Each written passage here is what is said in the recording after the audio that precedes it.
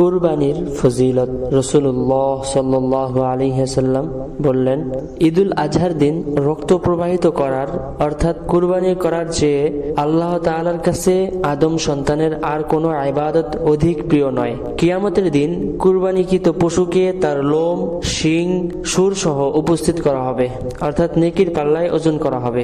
আর কুরবানির পশুর রক্ত মাটিতে পড়ার আগেই আল্লাহর কাছে তা কবুল হয়ে যায়।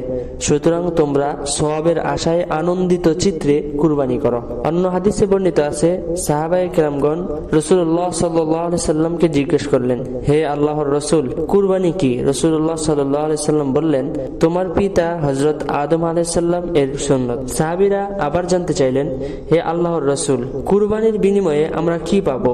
জবাবে রাসূলুল্লাহ সাল্লাল্লাহু আলাইহি সাল্লাম বললেন, কুরবানির পশুর প্রতিটি পশমের বিনিময়ে একটি করে সওয়াব পাবে।